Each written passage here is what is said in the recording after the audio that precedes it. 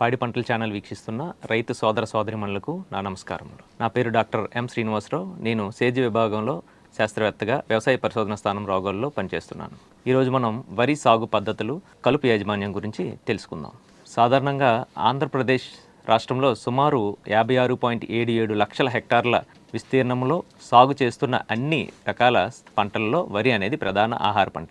సుమారు 21.3 లక్షల హెక్టార్లలో వరి పంట సాగు చేయబడి 126.3 లక్షల టన్నుల దిగుబడిని సాధించడం జరుగుతుంది. సగటు ఉత్పాదకత చూసుకున్నట్లయితే హెక్టార్కు 5.9 టన్నులు వస్తున్నది. అలానే సార్వాలో చూసుకున్నట్లయితే హెక్టార్కు 5.3 టన్నులుగాను, దార్వాలో చూసుకున్నట్లయితే హెక్టార్కు 7.2 టన్నులుగాను దిగుబడి వస్తుంది.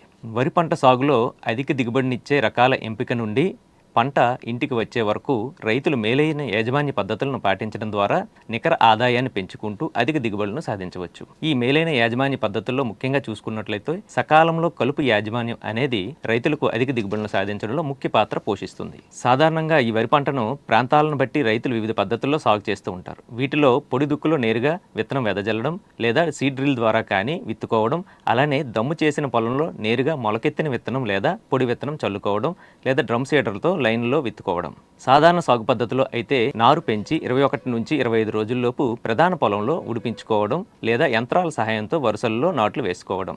వెద పద్ధతిలో చూసుకున్నట్లయితే కలుపు నివారించకపోతే 60 నుంచి 90% వరకు కూడా దిగుబడి నష్టం జరిగే ఆస్కారం ఉన్నది. అలానే దమ్ము చేసి విత్తే విధానంలో చూసుకున్నట్లయితే 40 నుంచి 60% వరకు కూడా మనకి కలుపు వలన నష్టం వాటిల్లే ప్రమాదం ఉంది. నాట్లు వేసే సాగులో పద్ధతిలో అయితే సుమారు 15 నుంచి 40% వరకు కూడా పంట దిగుబడికి నష్టం జరిగే అవకాశం ఉంది. కలుపు మందులు వాడకంలో ముఖ్యంగా రైతులు గుర్తుంచుకోవాల్సిన విషయాలు ఏంటంటే, సరైన పంటకు సరైన మోతాదులో, సరైన సమయంలో, సరైన పద్ధతిలో అవశేషాలు లేకుండా ఉండే కలుపు మందును ఎంపిక చేసుకోవడం ద్వారా రైతులు కలుపును సమర్థవంతంగా నివారించుకోవచ్చు.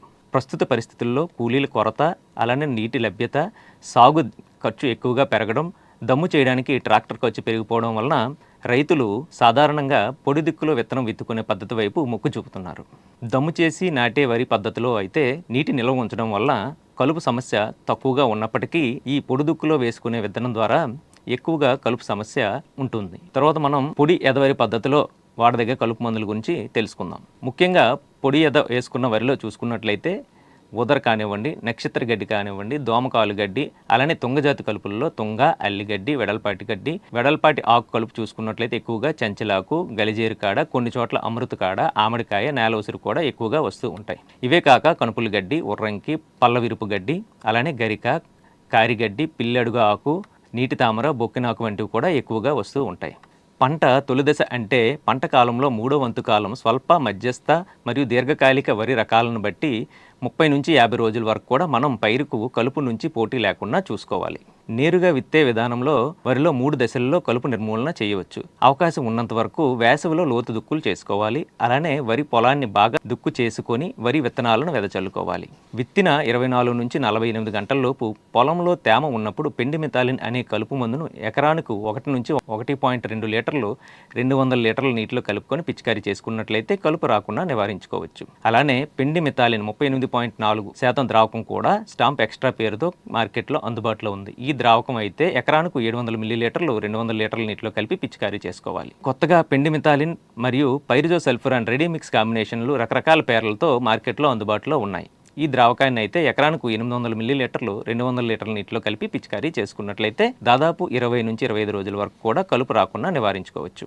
ఒకవేళ ఏదైనా కారణం చేత రైతులు విత్తిన వెంటనే కలుపు మందు చల్లుకోలేకపోయినట్లయితే 15 నుంచి 25 రోజుల వ్యవధిలో బిస్పైరిబ్యాక్ సోడియం నామినీ గోల్డ్ అనే మందును ఎకరానికి 100 నుంచి 120 మిల్లీలీటర్లు 200 లీటర్ల నీటిలో కలిపి పిచికారీ చేసుకున్నట్లయితే కలుపును సమర్థవంతంగా నివారించుకోవచ్చు.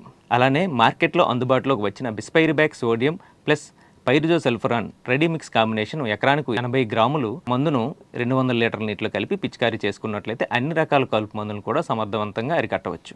అలానే ఇంకొక కలుపు మందు ట్రైఫెమోన్ ప్లస్ ఇథాక్సి సల్ఫురాన్ ఎకరానికి 60 నుంచి 80 గ్రాములు 200 లీటర్ నీటిలో కలిపి పిచికారీ చేసుకున్నట్లయితే గడ్డి జాతి రకాలు, వెడల్పాటి ఆకు రకాలు మరియు కొంతవరకు తుంగజాతిని కూడా మనం కలుపును నివారించుకోవచ్చు. ఈ అవకాశం ఇచ్చిన పాడి పంటల ఛానల్ వారికి నా ధన్యవాదములు.